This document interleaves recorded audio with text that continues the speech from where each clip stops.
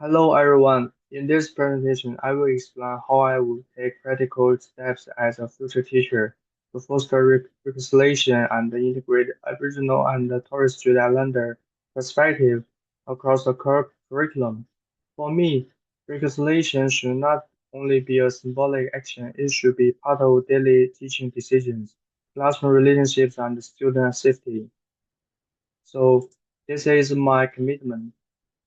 So my first strategy is to build respectful relationships with local Aboriginal communities. This means that I should follow school protocols and seek guidance from appropriate staff, elders, local Aboriginal organizations, or even cultural educators. For example, I could invite a local Aboriginal artist into the classroom for a prepared activity, so students would learn respectful language and local context before the visit and complete a reflection task afterwards. In this way, the activity is not just a performance, but a meaningful learning experience. And my second strategy is to embed Aboriginal and Torres Strait Islander perspectives across different learning areas, not only in one Aboriginal content unit. For example, English can include contemporary Aboriginal authors. Humanity can also include local histories and colonization. And also, Harrison and Greenfield argue that Aboriginal knowledge should be connected to place and community. So I need to choose resources carefully and avoid teaching culture out of context. So my third strategy is to use culturally responsive pedagogy.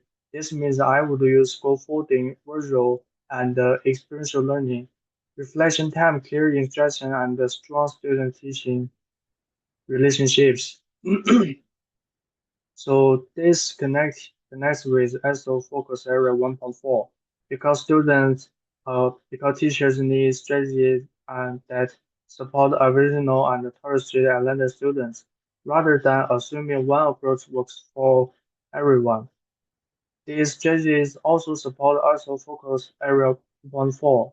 Teaching staff need to understand and respect Aboriginal and Torres Strait Islander histories, cultures, and languages in order to promote reconciliation. For example, acknowledgement of country should not be rushed or treated as a script. It should help students understand the continuing connection to the country. Reconciliation also needs to be shown through curriculum choices, respectful terminology, and community-informed learning. And also focus area 4.4 is also important because cultural inclusion must be safe for students.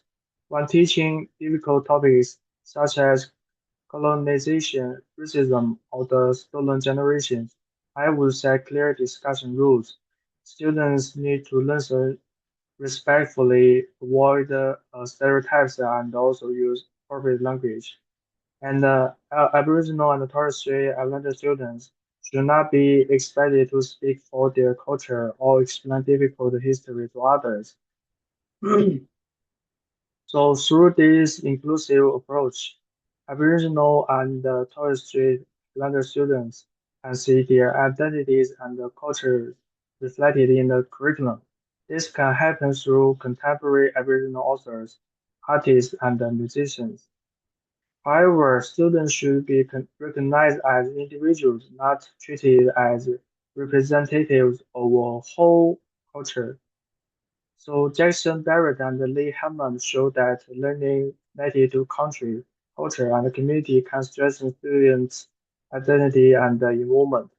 For me, this means the classroom should help students feel their culture is valued, current, and connected to the learning.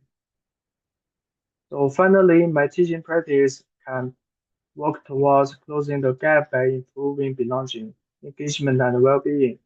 Embedding Aboriginal perspectives across all learning areas can reduce the cultural mismatch between home and school environment, which also can create barriers for Indigenous students.